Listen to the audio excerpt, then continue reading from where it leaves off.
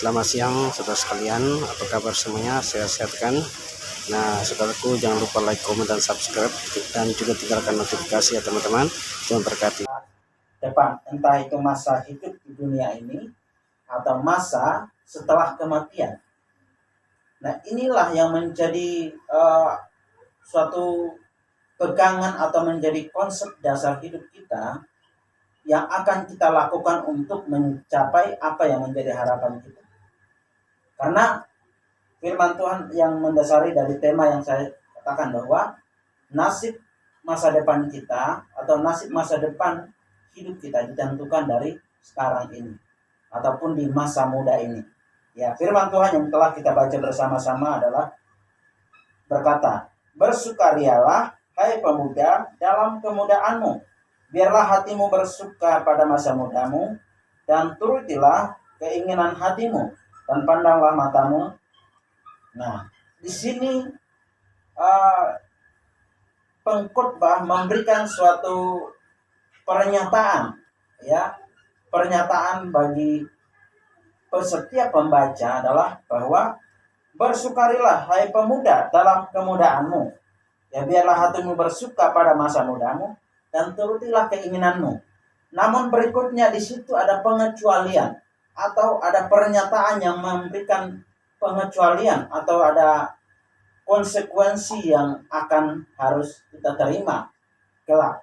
Ya, maka dari itu yang menjadi pertanyaan yang tadi saya pertanyakan adalah apa yang telah kita lakukan selama ini, dan untuk ke depan apa yang mau kita lakukan. Ya, bahkan ketiga adalah pernahkah kita memikirkan masa depan kita itu seperti apa, baik di masa di dunia ini bahkan juga kehidupan setelah kematian. Adakah kita pernah memikirkan hal ini? Nah, ini yang menjadi mendasari dalam kehidupan kita, menjadi pertanyaan yang mendasar bagi kehidupan kita sebagai pemuda, pemudi tentunya. Bahkan kita sebagai umat Tuhan, pilihan Allah, ya. Kita memiliki kesempatan yang produktif untuk kita lakukan hal-hal yang baik tentunya, ya. Bahkan segala sesuatu yang kita lakukan sekarang akan menentukan nasib hidup masa depan yang akan datang. Ya, apalagi berbicara tentang iman. Ya, kita sangat iman kita sangat menentukan keselamatan jiwa kita setelah kematian kita. Maka sangatlah penting bahwa semasa hidup kita penting kita untuk menabur apa yang benar, ya, menurut pandangan Allah. Ya, apa sih yang menurut pandangan Allah? Tentunya kita mau melakukan kasih. Ya, kita menabur kasih. Kasih di situ adalah kita memberi, kasih itu mengampuni, kasih itu bisa memaafkan, ya. Dan juga kesetiaan. Kesetiaan di sini berbicara tentang ketaatan. Orang yang kalau sudah setia pasti taat. Entah itu ada banyak konsekuensi apapun, ya. Dan ketekunan ini pun berbicara tentang sabar. Ya, kadang-kala orang yang tidak sabar, dia tidak akan pernah bertekun dalam mengikuti suatu proses hidupnya. Atau mungkin dia sedang mengikuti suatu ujian, ya. Kalau orang yang tidak sabar, dia asal-asalan saja bekerja, asal-asal untuk mengerjakan supaya cepat, tapi alhasilnya buruk. Nah, ini pun yang menjadi konsekuensi, dia akan terima hasil yang tidak baik di depan. Oleh sebab itu, firman Tuhan yang selalu mengingatkan kita, ya, apa yang mau kita lakukan di masa sekarang ini. Karena ini yang menjadi penentuan hidup kita di masa yang akan datang. Di dalam Pengkhotbah pasal 11 ayat yang ke-9 di bagian B, di situ dikatakan bahwa tetapi ketahuilah bahwa karena segala hal ini Allah akan membawa engkau pada pengadilan. Ya. Jadi apa yang kita lakukan sekarang ini, baik itu hal yang benar ataupun hal yang salah, semuanya akan Tuhan adili. Ya. Kalau selama hidup kita lakukan yang tidak baik, maka ketika kita diadili, konsekuensinya kita akan terima hasilnya. Ya, sesuai dengan perbuatan kita selama di dunia ini. Ya. Saya mengutip dalam Mazmur Matius pasal 18 ayat yang ke-18.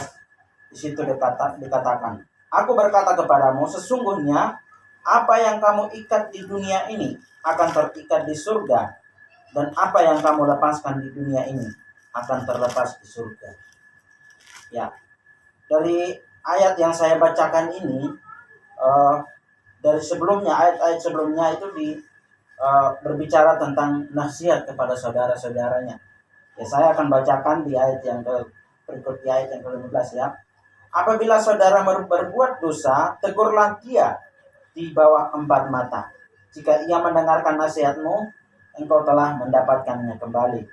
Nah, ini bagian dari orang yang sedang melakukan bagiannya. Dia sedang menabur ataupun melakukan apa yang Tuhan kehendaki, menasihati, memberi karunia untuk menasihati. Nah, bagian orang yang melakukan dosa ini, itu pun dia akan menerima hasilnya. Ketika dia mendengar dan menerima nasihat tersebut, maka dia pun akan menerima hasilnya seperti yang diinginkan, seperti yang dia lakukan itu. Dan di ayat yang ke-16 dikatakan, "Jika ia tidak mendengarkan engkau, bawalah seorang atau 2 orang lagi, supaya atas keterangan 2 atau 3 orang saksi perkara ini tidak disangsikan.